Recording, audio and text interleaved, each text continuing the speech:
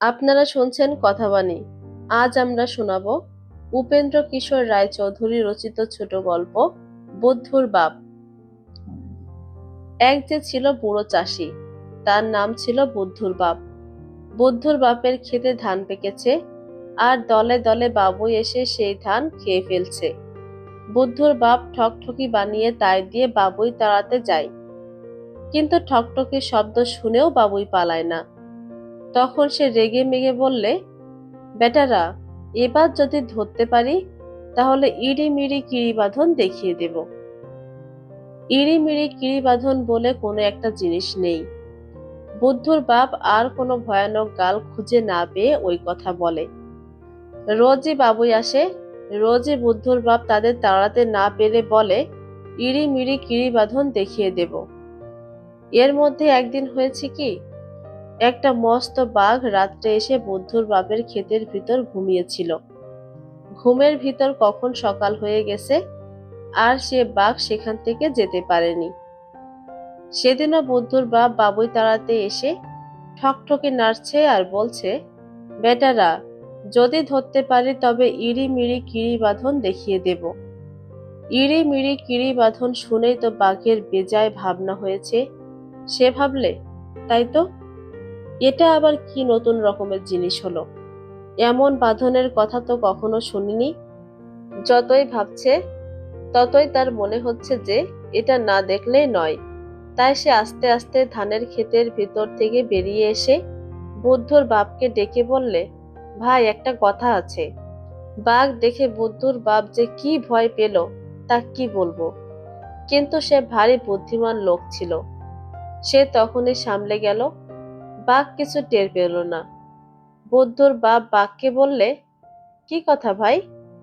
বাঘ বললে, ওই যে তুমি কি বলছো কিড়িমিড়ি বাঁধন নাকি, সেইটা আমাকে একটিবার দেখাতে হচ্ছে।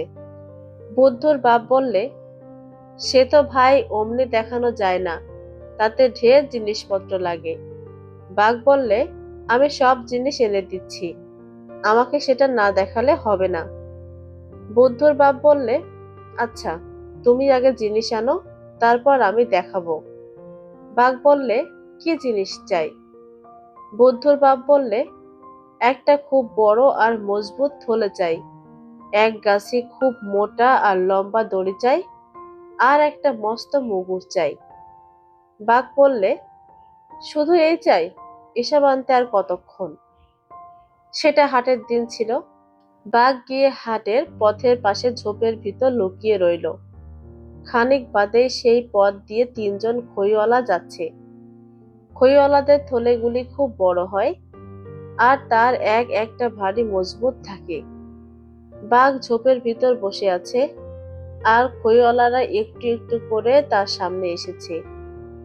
অমনি সে হালুম বলে লাফিয়ে এসে রাস্তার মাঝখানে দাঁড়ালো। খইওয়ালারা তো খই টই ফেলে চেঁচিয়ে কোথায় পালাবে তার ঠিক নেই।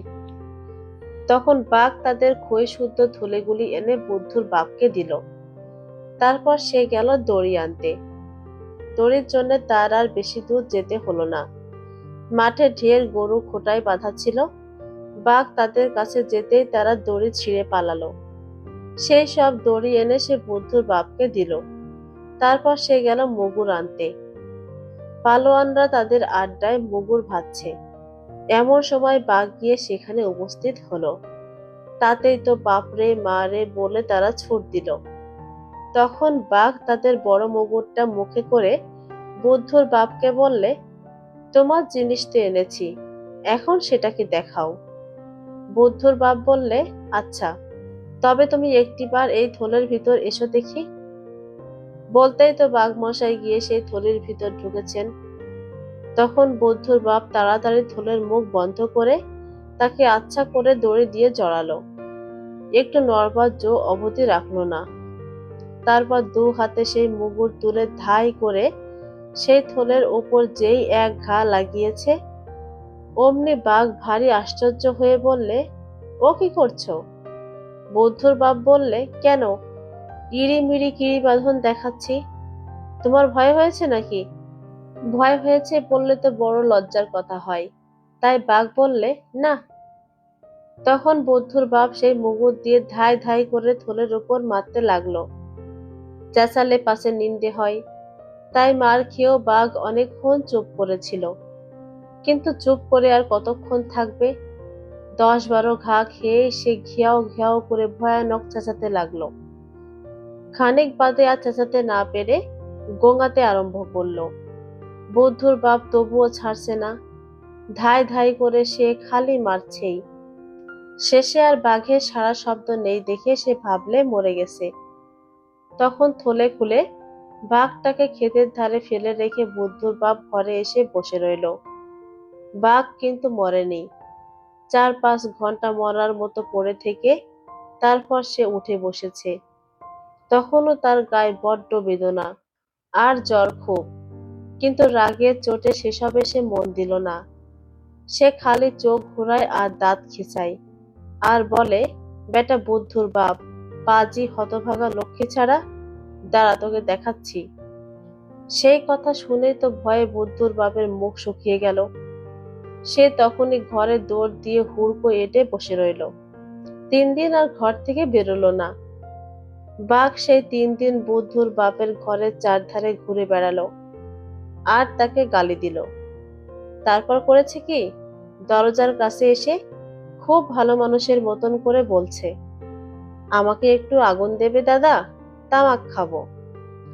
বুদ্ধুর বাপ দেখলে কথাগুলি মানুষের মতো, কিন্তু গলার আওয়াজটা বাঘের মতো।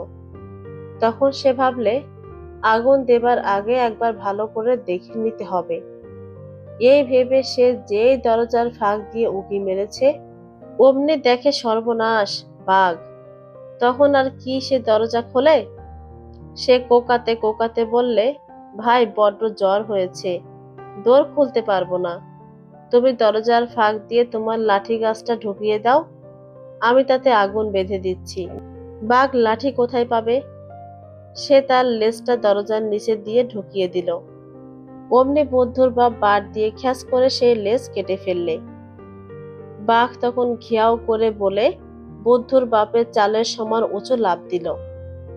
তারপর একটুখানি লেজ যা ছিল তাই গুটিয়ে চেঁচাতে চেঁচাতে ছুটে পালালো। তাতে কিন্তু বুদ্ধুর বাপের ভয় গেল না। সে বেশ বুঝতে পারল যে এরপর সব বাঘ মিলে তাকে মারতে আসবে। সত্যি সত্যি সে তার পরদিন দেখলে 20-25টা বাঘ তার ঘরের দিকে আসছে। তখন সে আর কি করবে? ঘরের পিছনে খুব উঁচু একটা তেঁতুল গাছ ছিল, তার আগায় গিয়ে বসে রইল। সেইখানে একটা হাঁড়ি বাঁধা ছিল। বুদ্ধুর বাপ তার পিছনে লুকিয়ে দেখতে লাগলো বাঘেরা কি করে। বাঘেরা এসে সেই হাঁড়ির আড়ালে বুদ্ধুর বাপকে দেখতে পেয়েছে। তখন তারা তাকে গাল দেয়, ভ্যাংচায় আর কত রকম ভয় দেখায়। বুদ্ধুর বাপ চুপটি করে হাঁড়ি ধরে বসে আছে, কিচ্ছু বলছে না। তারপর বাঘেরা মিলে বুদ্ধুর বাপকে ধরবার এক ফন্দি ঠিক করলে। তাদের মধ্যে যার খুব বুদ্ধি ছিল সে বললে, আমাদের মধ্যে যে সকলের বড় মাটিতে গুড়ি মেরে বসবে, তার চেয়ে যে ছোট সে তার ঘাড়ে উঠবে, তার চেয়ে যে ছোট সে আবার তার ঘাড়ে উঠবে। এমনি করে উঁচু হলে আমরা ওই হতভাগাকে ধরে খাবো। তাদের মধ্যে সকলের বড় ছিল সেই ঠ্যাঙা খেকো লেজ কাটা বাঘটা। তার লেজের ঘা তখনও শুকোয়নি বলে সে বসতে পারত না।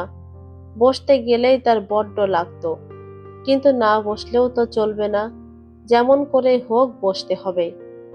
এমন সময় একটি গর্ত দেখতে পেয়ে সেই গর্তের ভিতরে লেজটুকু ঢুকিয়ে কোনো মতে বসলো। তারপর অন্য বাঘেরা এক একজন করে তার পিঠে উঠতে লাগলো।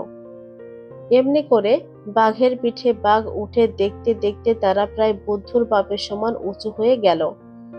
আর একটু উঁচু হলেই তাকে ধরে ফেলবে। বুদ্ধুর বাপ বলছে, যা হয় হবে, একবার শেষ এক ঘা মেরেই নি। এই বলে সে হাঁড়িটি খুলে হাতে নিয়ে বসেছে।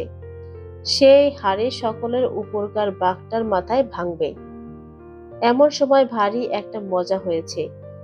যে গর্তে সেই লেজ কাটা বাঘ তার লেজ ঢুকিয়েছিল, সেই গর্তটা ছিল কাকড়ার।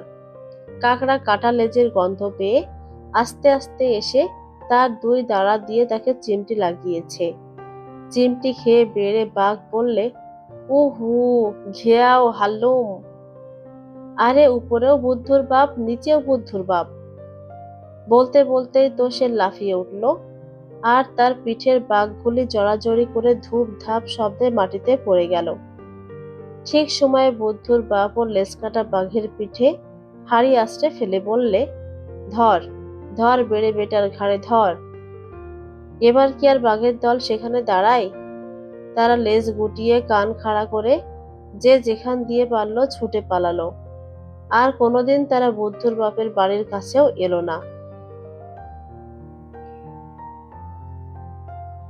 আজ এ পর্যন্তই। আমাদের গল্প পাঠ যদি আপনাদের ভালো লাগে তাহলে আমাদের চ্যানেলটিকে সাবস্ক্রাইব করুন, লাইক, কমেন্ট ও শেয়ার করুন। ধন্যবাদ।